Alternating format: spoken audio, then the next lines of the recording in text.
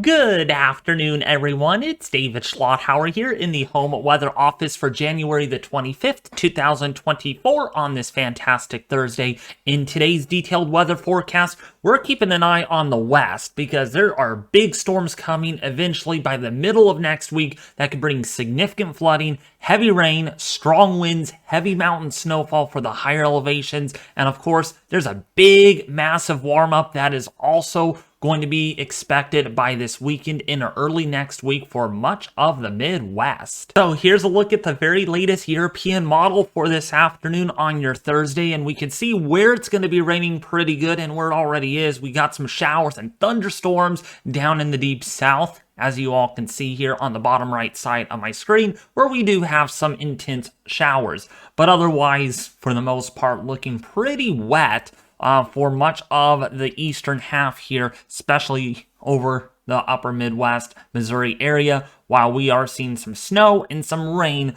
over there for the Four Corners.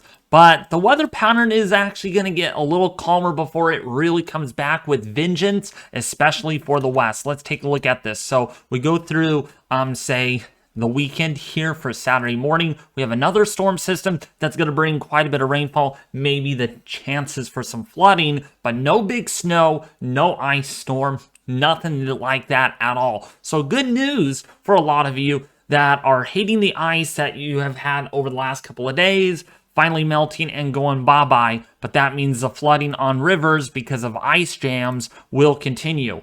So looking at now on Sunday, that system moves into the eastern half there, like the eastern seaboard, bringing again the showers and thunderstorms. Take note here, up here across Oregon and Washington, you're going to get several atmospheric rivers. You're not going to see any dry weather at all anytime soon. While, of course, here in California, we might get brushed by a little bit of wet weather on Saturday, but really nothing too substantial at all. Looking high and dry before the pattern really changes pretty wildly by Tuesday. So let's go into that. This is by Monday. By Tuesday morning, we do get a little bit of snow here along the eastern seaboard. There's still a little bit of uncertainty on exactly how close that's going to be for snowfall chances for the Northeast. But right now, the Euro has backed down a little bit over the last couple of runs, and that means the chances of heavy snow are slightly decreasing. And that's to be expected under this kind of weather pattern with a positive NAO, which means a lot of ridging in the Midwest, a retracted amount of colder air and troughing over the Northeast. That usually means we're not going to see a whole lot of big monster snowstorms, and that's good for a lot of you folks that don't like the snow. Some of you like it, some of you don't, and so it kind of goes 50-50. Maybe a little bit of snow there over the Great Lakes, and that drops southward by the 31st of January. Speaking of the 31st of January, there is our big storm system knocking on the door over California. So if you're in Oregon, Washington, if you're in Northern California, this is going to be a big storm.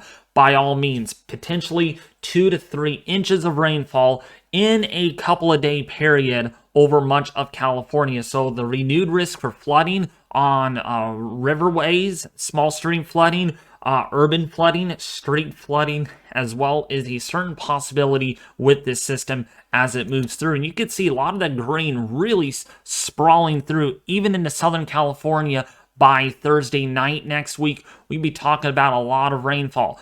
But this is where there's a lot of divergence in the consistency among the models. If we look at the GFS model, let's kind of look at that one. Come on, it's nothing. It's showing very little in the way. In fact, why am I even showing the GFS? Because it's the outlier thus far. It has not done very well this season at all at projecting rainfall totals in that wet weather for the West, versus the Canadian model is going a lot more ballistic. In fact, if we back it all the way out here to Wednesday or Tuesday next week, and then we get into Wednesday, look at the dark green on your screen over California. That is much heavier rainfall. The winds are going to be much stronger, which seems more of a likelihood given of what I'm about to show you here on the Climate Prediction Center. Very stormy out west. We're going to have a lot of problems of flooding like we had in San Diego just a couple of days ago when cars were cars were actually kind of stripped off of parking lots because of the flow of water being too strong. And then we'll see how this all pans out by Saturday. But yeah, flooding is coming in, and I think it's going to be a big deal. So here's a look at the European model as far as the total amounts of rainfall that is in the forecast over the next 7 to 8 days. The reason why I'm not going any further than this is because of the uncertainty models.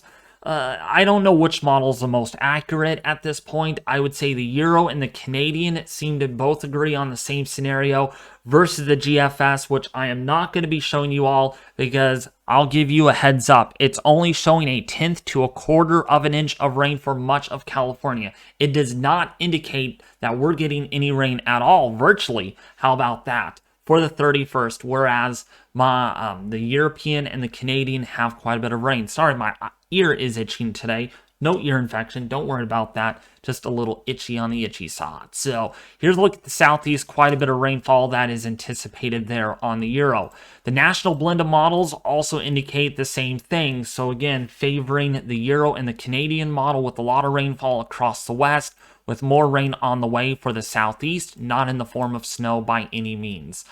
So let's take a look now at how much snowfall you can expect over the Intermountain West here of Nevada and the Sierras. Could get anywhere between 12 to 18 inches of snowfall, maybe several feet of snowfall. But again, this is going to be by the middle to the end of next week. Until then, we're not getting any snow or very little in the way of rainfall here. It's going to be a very dry 4 to 5 days or so before the pattern changes yet again. But it's also worth noting that there is some snow potential over the northeast, as you can see here. 2 to 6 inches of snow expected. Oh, what about those temperatures? Well, definitely a warm one out there across the Midwest and even the northern plains, and it's only going to get warmer. It's not getting any colder than what you're experiencing today. The reason why for that is because the Arctic Oscillation is in the positive territory and the NAO, which means the colder air is back to where it should belong, right?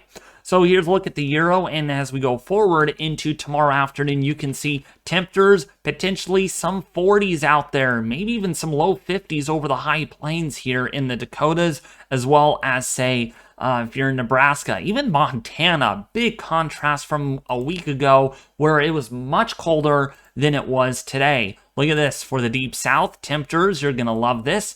Upper 70s, possibly some low 80s.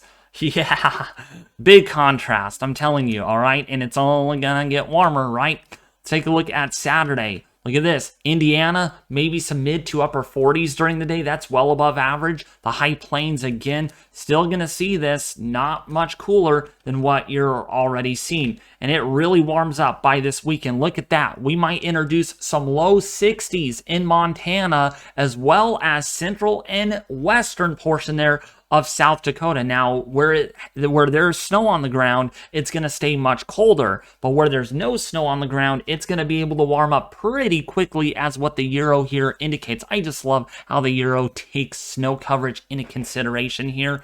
That's why it's one of the better models to look at. So by the latter part of the weekend, it warms up even further. Maybe some low to mid 60s in Montana, some upper 60s to lower 70s in, say, Texas. Man, just you're not going to have much colder weather at all. Now, there is some colder air that does try to filter in southward by the middle to the late part of next week, by late January, early February, but that would likely impact much of the northeast. But there's a lot of uncertainty this far out, so it's going to be hard to say on who's going to get the next Arctic intrusion here, but most likely no one essentially will be seeing anything in the way of relief as far as temperatures go. So now looking at the temperature anomalies here, this is from the European Ensemble forecast. This is ran by 51 different members with the operational included.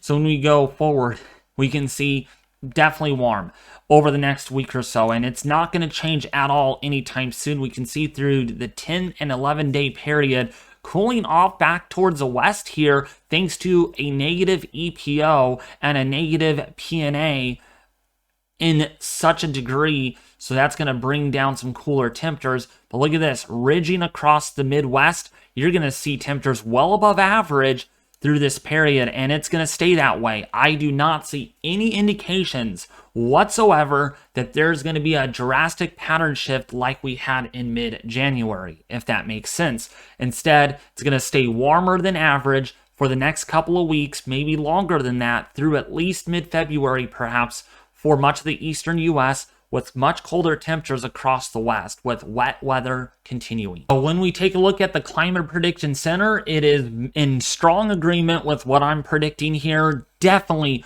a likelihood for temperatures to being above average across much of the U.S. Look at Alaska, a whole different ball game over there. You're going to see temperatures, in fact, as cold as -40 to -55, perhaps even -60 degrees there, especially north of Fairbanks, Alaska. It's going to be the coldest. So yeah, that's where the cold air is, the Arctic air, we should say, the polar vortex, and it's not over the U.S. by any means.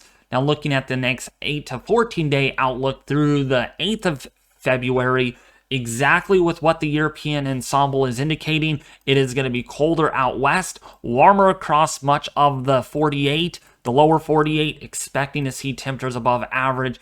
So yeah, it's time to put the winter coats away unless you're not used to the cold weather. You know, it is going to be chilly, right? It's going to be colder than it is in California the further north you go, but it's not going to be -30, -40 degrees like we experienced in mid-January. Precipitation anomalies, or the chances of above or below average, definitely big time chances for above average rainfall across California, Nevada, the Four Corners. Good news for a lot of us that have been kind of lacking behind normal despite the El Nino influence. We haven't had much of hope this winter like we had last winter. Maybe that will change around by early February, or the last day here of January. Below average likely over the Great Lakes and the Northeast, so don't worry about big storms or any big snowmageddons. Not going to happen. No more lake effect snow, so you can say goodbye to all of those things because it's going to be drier than average, more than likely. This continues through the 8th of February, where the west and the desert southwest will likely see above average rainfall and snowfall for the higher elevations, whereas again, the Northeast and the Eastern Seaboard is going to be slacking a little bit. We're going to kind of put the brakes on the active weather there for at least the next couple of weeks. And so this yields for us to look at the hazardous weather outlook from the Climate Prediction Center, and they do issue these quite often, 5 days a week, every week. All right, so from Monday through Friday, they do these. And we can see as of today, there is a risk for high winds for Southern California, not to mention this is after the first storm goes through. So just kind of be aware of that, right? With more additional storms coming. So that's why through the 8th of February, they're thinking for us, we're going to have a likelihood of heavy rainfall and the flooding, as you can see here in hatched, flooding possible, including for the deep south. So these areas, we really got to watch for more mudslides, more river flooding, small stream flooding, a lot of big impacts, very heavy snow for the Intermountain West there for California. Some of the models are very bullish at showing more than 7 or 8 feet of snowfall, perhaps maybe 10 feet of snowfall for the highest peaks in a 8 to 10 day period, which would be very, very significant. All right, so we got to keep an eye on this. Very active out west, quieter back east, but we do have viewers that do live in California, and this is for you all. Well, that's going to sum it up for today's weather forecast. If you did enjoy the video, please consider liking it. If you haven't already, subscribe to the YouTube channel. The more subscribers we get, the more likely these videos will get reached to a larger audience. So make sure you share, like, and subscribe. It really helps the YouTube algorithm out a lot.